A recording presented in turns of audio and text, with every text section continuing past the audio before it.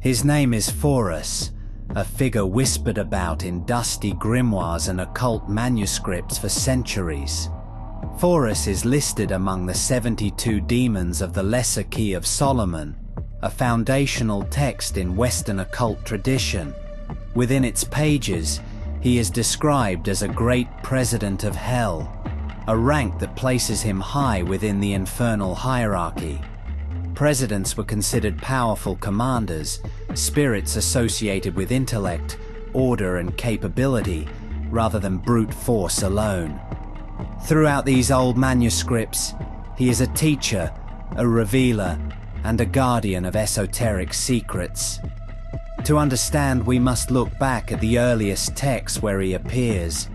The Renaissance era, a time when scholars blended mysticism with emerging science, produced the first detailed references. These practitioners saw Forus not merely as a demon, but as a spirit tied to natural philosophy. His teachings were said to encompass logic, ethics, and the properties of herbs, suggesting a figure associated with both the mind and the physical world. In the Ars Goetia, Forus is given dominion over numerous legions. His authority is presented as resolute, his position respected among practitioners who sought wisdom rather than violence. Forus's powers.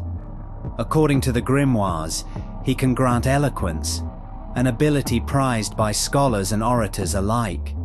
He teaches logic and ethical reasoning, suggesting that knowledge, not malice, is central to his domain.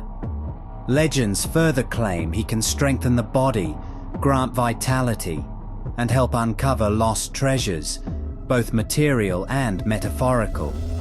In some accounts, Forus is said to prolong life itself, a remarkable attribute in a time when mortality was a constant threat. Symbolically, Forus embodies themes of empowerment, self-improvement, and hidden truths. Some interpret him as a mythic archetype of the wise teacher or guardian of ancient sciences. Others see him as the embodiment of humanity's desire for knowledge, beyond the accepted boundaries of the time. In this sense, Forus may have reflected both the hopes and fears of medieval thinkers. Hope for enlightenment, fear of where such enlightenment might lead. As we step back and look at the legacy of Forus, his role becomes clear. His story is a testament to the enduring fascination with the mysteries of knowledge, and the lengths to which people throughout history have gone to uncover what lies hidden. Feared for his wrath, revered for his knowledge, and remembered as a king among infernal powers. To understand Asmodee, we begin thousands of years in the past, long before the Lesser Key of Solomon was written. In the sacred traditions of ancient Persia, there existed a destructive entity known as Ashma-Deva, the demon of wrath. Scholars widely believe that Ashma became the foundation for what would later evolve into Asmodee. When these beliefs crossed into Jewish culture, Asmodeus emerged in the Talmud and the Book of Tobit as a fearsome ruler of demons, an adversary associated with lust, rage, and the manipulation of human emotion. Here he already possessed a powerful reputation centuries before European occultists ever encountered his name. When Asmodee finally entered the pages of the Ars Goetia, his identity was already vast and multifaceted. Listed as a great king of hell, he rules legions of spirits and commands immense authority. The text associates him with the direction of the East, a symbolic region linked to enlightenment, power, and change. Yet this king is not simply a figure of destruction. The Goetia proclaims that he holds the knowledge of mathematics, geometry, astronomy, and the deepest scientific mysteries. He reveals hidden treasures and unlocks insights that few mortals could ever comprehend. He embodies a paradox, a demon of violent temperament who simultaneously teaches the most disciplined forms of knowledge. This made Asmodee particularly feared by medieval practitioners. His power was immense, his intelligence unmatched, and his personality volatile. Those who invoked him sought abilities that bordered on forbidden brilliance, but they also risked invoking a force tied to uncontrolled desire, rage, and the chaos of human impulses. Over time, later demonologists emphasized his connection to lust, turning Asmodee into a symbol of temptation and moral corruption. Yet even in these stories, his profound intellect remained a defining trait. Throughout history, Asmodee has appeared in numerous grimoires beyond the Goetia. The Pseudo-Monarchia Daemonum lists his abilities in remarkable detail. The Testament of Solomon recounts tales of his cunning and influence. The Dictionnaire Infernal portrays him as one of the most formidable kings of hell. And across these texts, despite spelling variations and cultural differences, his reputation for immense knowledge and immense danger stays consistent. Even his name's origin is debated. Some occult linguists suggest roots tied to the idea of hidden passage, a fitting etymology for a spirit tied to spiritual transportation. Garp is numbered as the 33rd spirit. Unlike most demons whose title is static, Garp can be summoned as either a prince or a president, depending on where the ritual operator stands and from which direction the spirit is called. When summoned from the south, he takes the title of president. If the circle faces east, he is addressed as a prince. This directional class system was not arbitrary. The medieval magicians believed cardinal positions access different cosmic hierarchies, meaning Garp's nature shifted depending on celestial orientation. Garp is also historically tied to the 4 great infernal kings that rule the compass of the ritual world. He operates beneath the Southern King, a domain often associated with emotions, desire, relationships, and secrecy.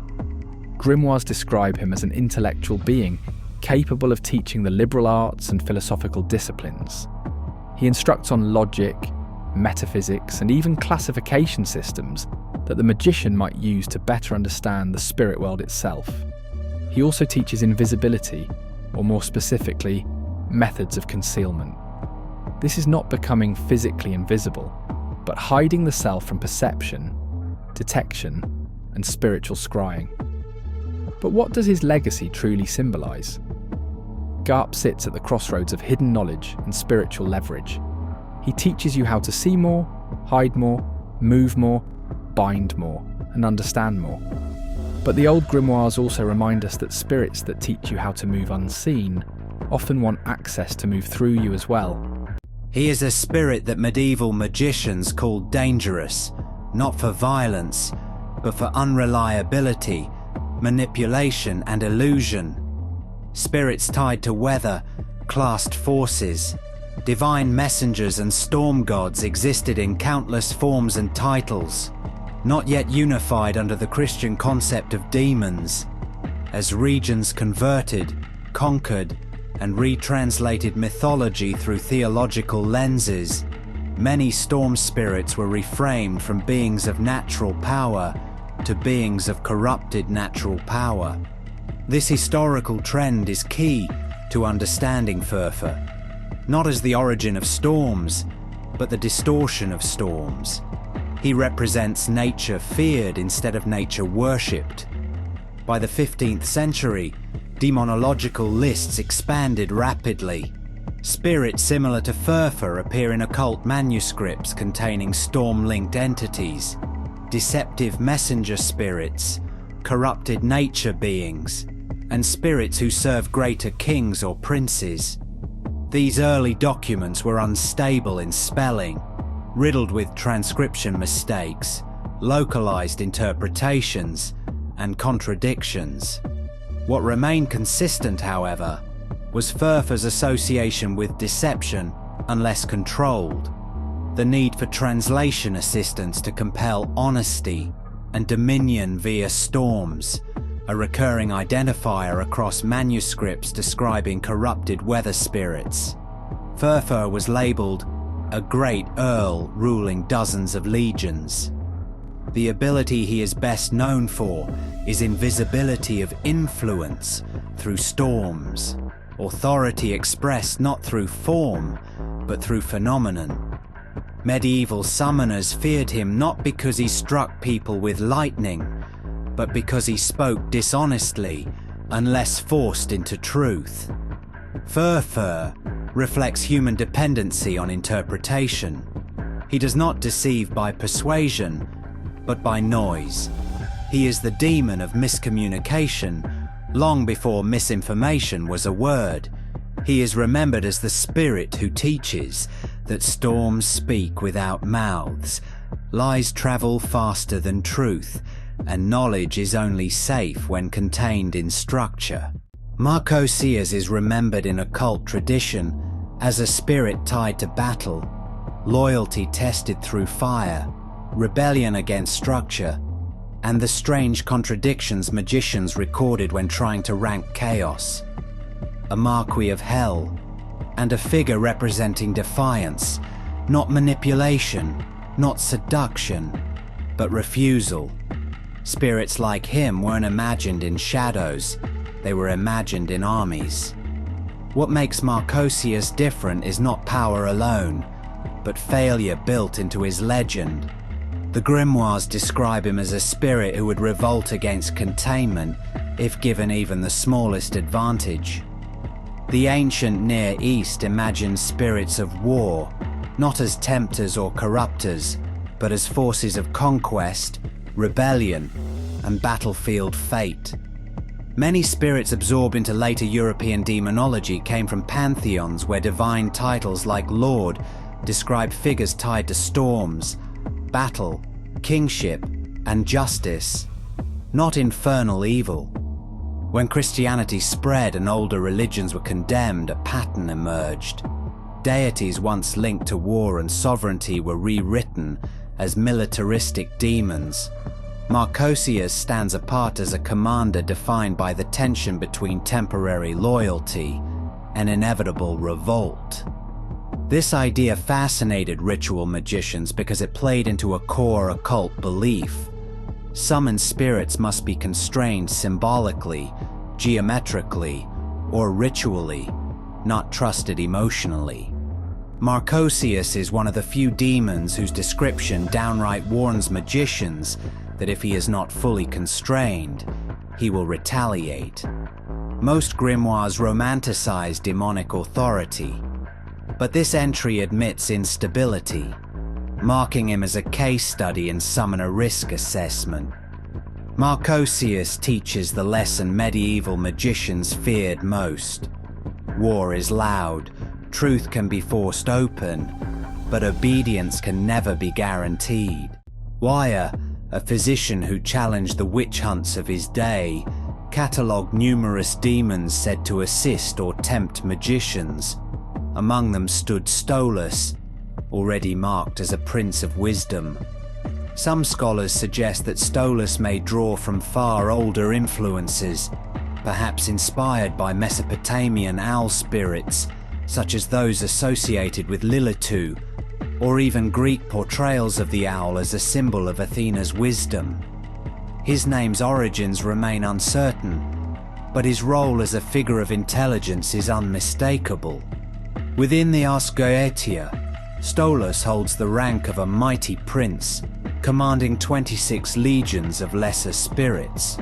Unlike many demons described as hostile or deceptive, he is depicted as cooperative and even benevolent to the summoner. His domain is not chaos, but knowledge. The Goetia emphasizes his expertise in astronomy, the paths of planets, and the workings of the night sky. While other demons offer power or destruction, Stolas offers understanding. To medieval magicians, this made him a valuable spirit, one not sought for dominance, but enlightenment. His feathers are often imagined as dark and shimmering, reflecting hidden wisdom. The owl, a creature of the night, has long been tied to secrets, omens, and ancient knowledge. The Ars Goetia also notes that Stolas can take human form. This dual nature carries symbolic meaning. The owl represents his watchfulness and mastery of the unseen, while the human form represents his ability to teach and communicate directly. Stolas's power centers entirely on education. He teaches astronomy, revealing the movements of planets and stars. He explains herbcraft, identifying medicinal plants and their hidden properties. He demonstrates the virtues of precious stones, believed in medieval magic, to harness both healing and mystical energies. His teachings on herbs, stones, and astronomy point to a deeper theme: the connection between the physical world and the mysteries of the universe. Stolas becomes a reminder that knowledge can illuminate, but also tempt, depending on how it is used. Through his owl's gaze, he invites seekers to explore the unknown. Phanex appears as the 37th spirit of the Ars Goetia. In the hierarchy of the infernal legions, he is recorded as a great marquis of hell, commanding 20 legions of spirits. The grimoires describe him as youthful, radiant, and surrounded by flames, a being who speaks with the voice of a burning hymn. Phanex is said to answer questions of the future and illuminate mysteries hidden from human sight. He gives poetic inspiration, guiding writers, artists, and scholars. But with that gift comes a warning. Tradition states that his words must be written down carefully, for his speech is said to come in the form of melodic cries, more lyrical than spoken. His voice is a blazing echo, part song, part flame, part divine resonance. Many occult researchers consider him a patron of the creative mind. His gift of poetry doesn't merely inspire, it is said to elevate the soul, drawing artists into states of intense focus and brilliance. Civilizations across the world have stories of a celestial bird born in fire, dying in ashes, and returning renewed. He is young, curious, and not yet fully willing to remain in human company. Some occultists interpret this youthfulness as symbolic. Phanex represents the early stages of enlightenment, the spark before the flame becomes a roaring fire. Phanex remains one of the most enigmatic spirits of the Ars Goetia, a being of fire and prophecy, a guide to poets and scholars, a symbol that blurs the boundaries between darkness and illumination.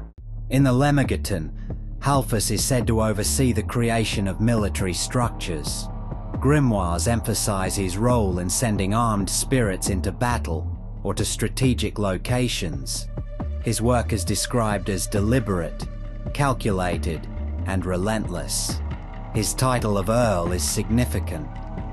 In medieval ranking systems, earls often oversaw territories and military responsibilities. Halphus' title reflects a spirit whose authority is tied to logistics and governance, rather than brute force or manipulation.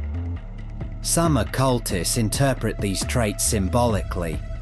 Halphus represents preparation before conflict, the quiet hours before aggression begins, and the unseen foundations of war. He embodies a phase often overlooked, the planning stage that determines victory long before the first blow is struck.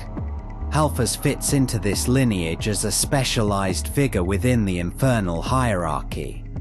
Instead of leading charges or invoking fear, he works behind the scenes, ensuring that the machinery of war is ready. Medieval scribes, who lived in a world shaped by conflict, would have understood the importance of such a figure immediately. He is known in some traditions to send armies to particular locations. This suggests a role not only in building, but in coordinating complex operations.